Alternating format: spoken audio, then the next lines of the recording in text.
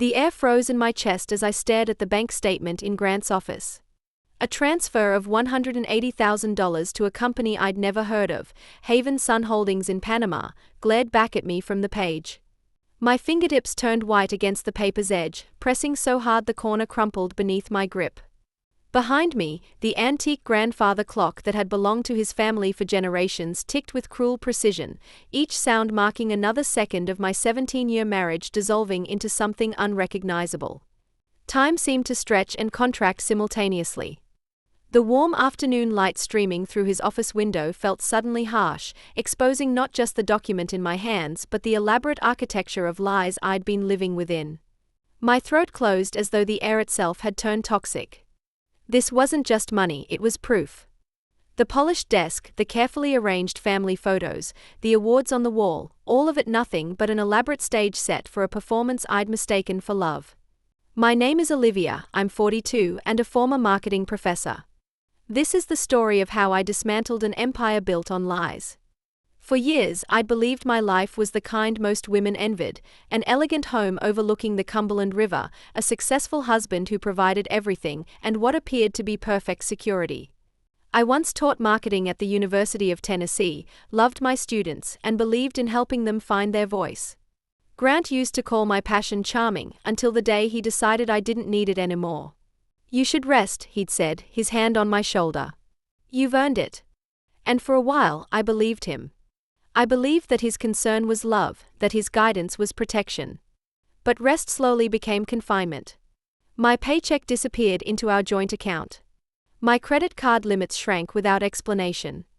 Every purchase suddenly required justification.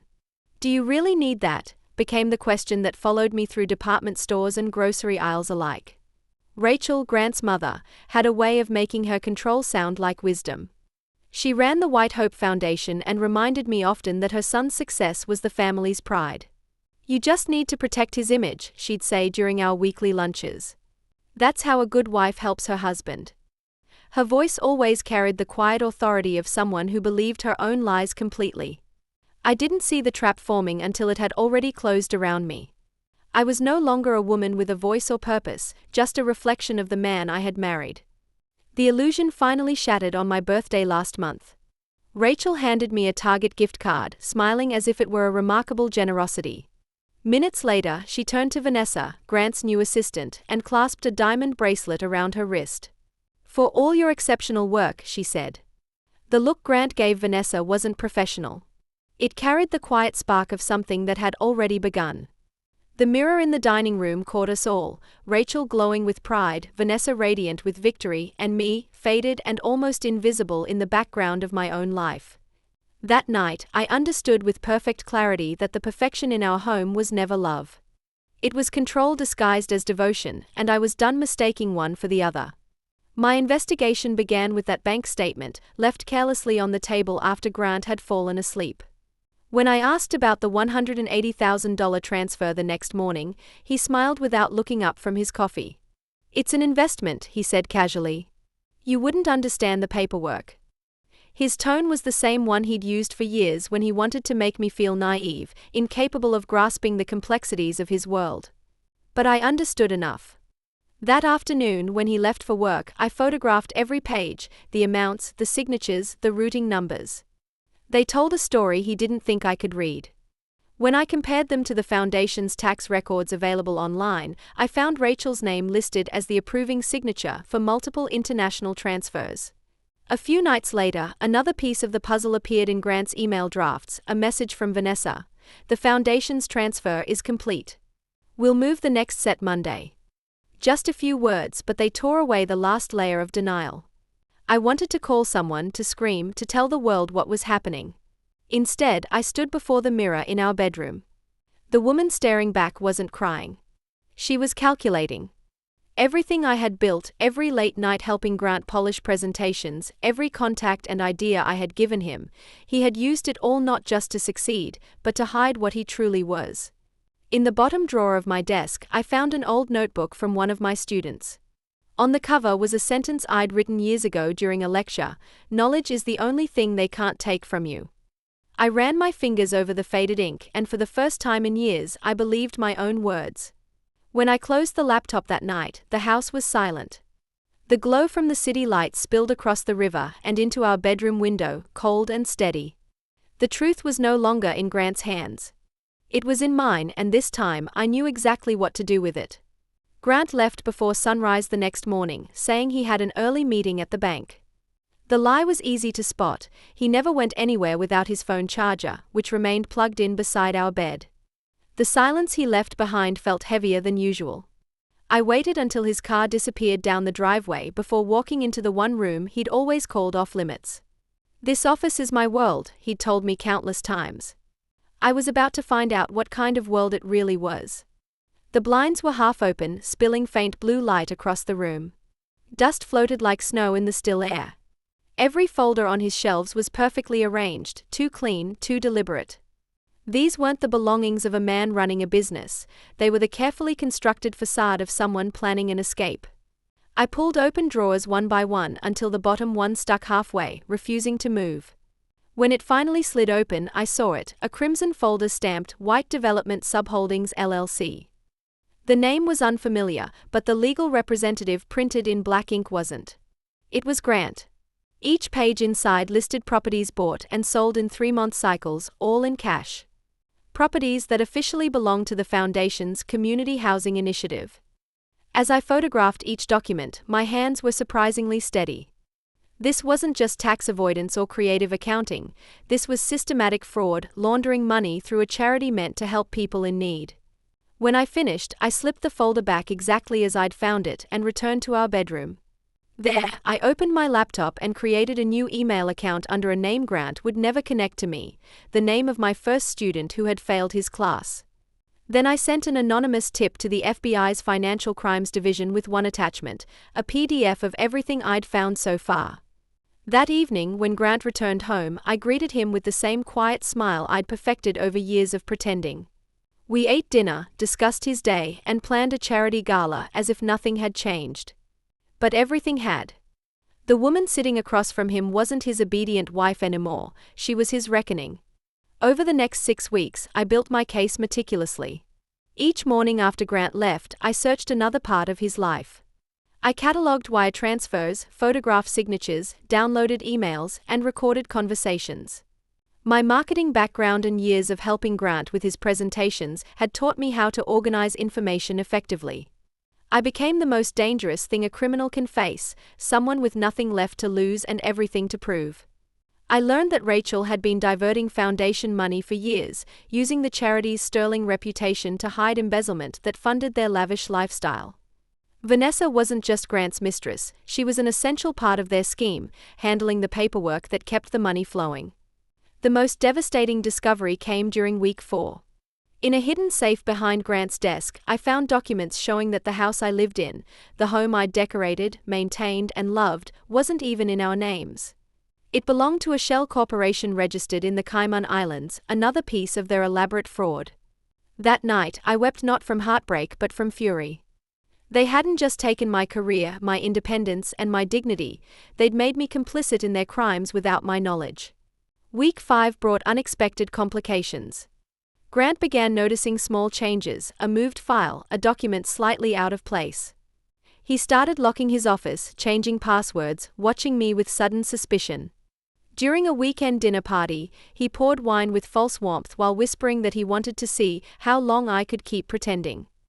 His eyes held a warning that sent ice through my veins. Later that night, his son from his first marriage, Kevin, asked if I was investigating his father. I told him gently that when people fear the truth, they often build elaborate lies to replace it.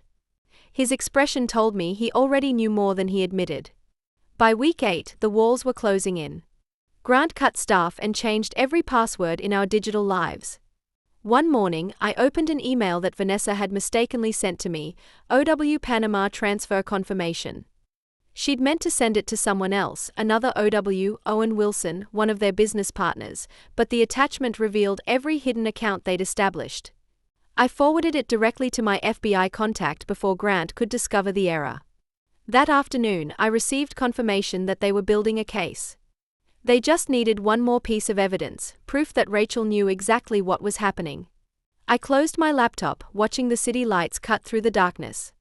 Grant had once told me I didn't understand the rules of his world. Now I had rewritten them entirely.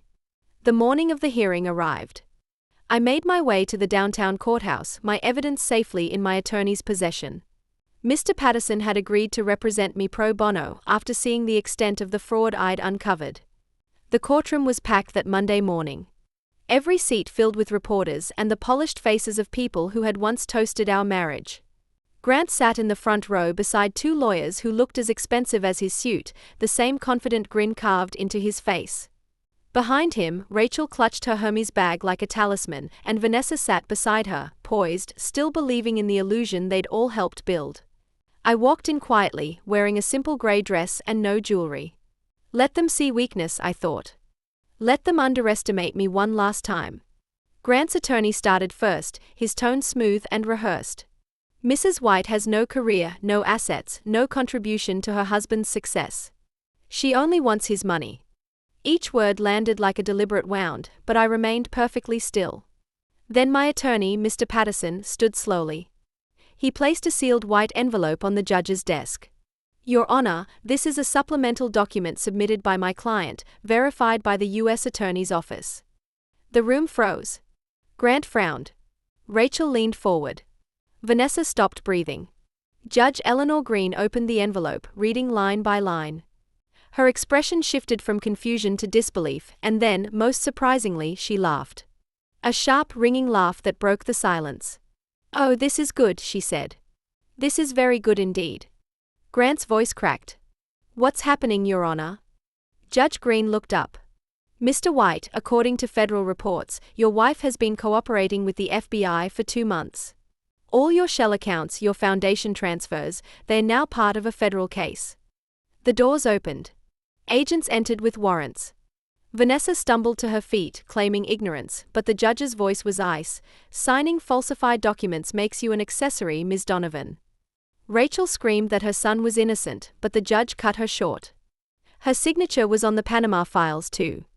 Grant stepped toward me, his composure gone. You don't know what you've done, he hissed. They'll destroy you. I met his eyes, calm and certain. I know exactly what I've done.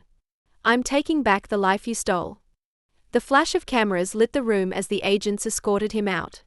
Judge Green struck her gavel once, her smile faint but unmistakable. Justice, she said, has its own sense of humor. I returned to the house by the river, now eerily quiet without Grant's presence. 3 weeks after the hearing, Nashville couldn't stop talking about the Whites. Headlines screamed across every paper and television screen, real estate tycoon Grant White arrested in federal laundering case.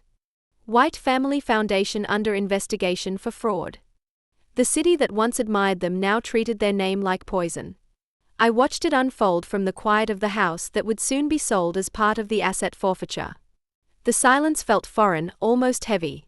For years I'd lived surrounded by noise, arguments, orders, the constant hum of fear. Now there was only stillness. The phone rang. Patterson's voice came through, steady and professional but softer than usual. They've seized all the illegal assets, Olivia. The legitimate holdings will remain under your control. You'll keep what was yours before the laundering began, your personal accounts and investments from your teaching days. And the divorce papers are ready when you want to sign them. It was justice written in numbers and signatures, cold, final, and fair. The ripple spread quickly. Rachel was stripped of her position at the foundation she'd built her social identity around. Vanessa faced 10 years for aiding the fraud she swore she didn't understand. And Grant sat in federal custody, awaiting trial, his empire reduced to a case file. The prosecutors were seeking a 20-year sentence. That afternoon, Kevin came to see me at the small apartment I'd moved into downtown. His face carried the weight of someone forced to unlearn a lifetime of beliefs. I thought Dad was right, he said quietly. I thought you just wanted his money. But now I don't know what to think. It's all right, I told him. Your father was a storyteller, but truth doesn't need an audience. It stands on its own. He hesitated, then confessed that Grant had warned him once, if your stepmother ever turns against me, I'll destroy her. I smiled faintly. He was right about one thing. I had nothing left to lose. That's why I won. After Kevin left, I spent the evening reflecting on everything that had happened. I turned off the TV. The last image faded into darkness, leaving only the soft reflection of the river on the window. The wedding photo was gone, replaced by one of Kevin and me, standing by the same water under a brighter sky. 2 days later, a letter arrived from the FBI. Your cooperation prevented a financial collapse in Tennessee's real estate sector. For the first time in years, I didn't feel like a survivor. I felt like the story's ending had finally been rewritten. The sun was sinking over the Cumberland, painting the river in soft gold. I stood on the porch in a white shirt and linen pants, the letter from the FBI still in my hand. They said justice was slow. Maybe it is, but when it finally arrives, it doesn't need to shout. I had opened a new account that morning under a new name, White Consulting. The money I kept, clean and rightfully mine from my teaching days and personal investments, would fund something better, a center for women who'd been trapped the way I once was, teaching them how to control their own finances, their own freedom. Kevin would handle the outreach, his quiet presence beside me proof that healing was possible. That evening, an anonymous email appeared in my new business account. You may have won, but you've made enemies. It was likely from one of Rachel's society friends, still loyal to the family that had fallen from grace. I smiled. Hit delete. Enemies remind me I'm alive. As the light shifted across the water, I felt no anger, no triumph, only peace. Grant once said I'd never touch his money again. He was right. I didn't. I built my own. The wind moved through my hair as I stood at the river's edge, free at last.